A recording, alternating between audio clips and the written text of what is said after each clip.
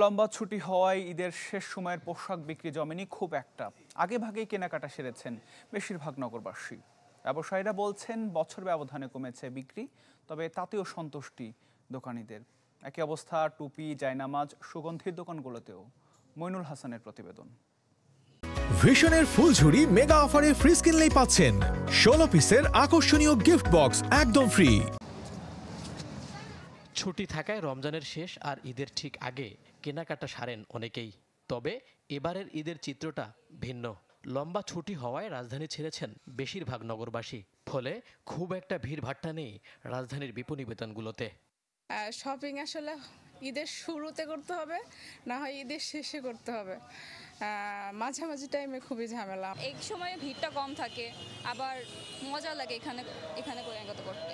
কেউ বিজনেস করে, প্রফেশনাল কেউ জব করে, আমাদের তো একদম শেষ মুহূর্তে ছাড়া সময় বের করা কঠিন। তারপর আর ঈদের শেষ মুহূর্তে কেনাকাটা একটা এক্সট্রা আনন্দ থাকে। ভিড় যাওয়া আছে তার বেশিরভাগ দেশীয় ব্র্যান্ডের দোকানে। ব্যবসায়ীরা বলছেন দেশে ঘটে যাওয়া বড় এক অভ্যুত্থান আর রাজনৈতিক অস্থিরতায় শঙ্কা ছিল ব্যবসা নিয়ে। বছর ব্যবধানে বিক্রি কিছুটা কমলেও দিন শেষে স্বস্তি নিয়েই ঘরে ফিরতে চান তারা। অন্যান্য বারের তুলনায় এবার সেলটা অনেকটাই কম।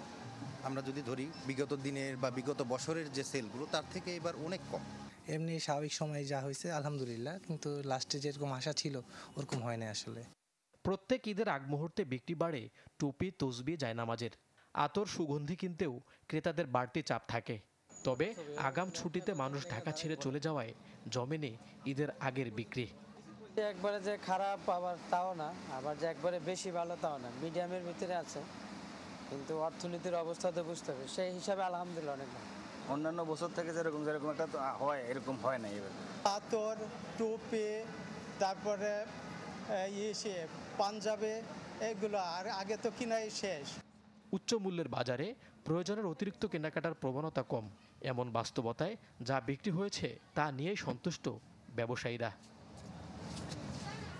মইনুল হাসান, চ্যানেল 24, ঢাকা।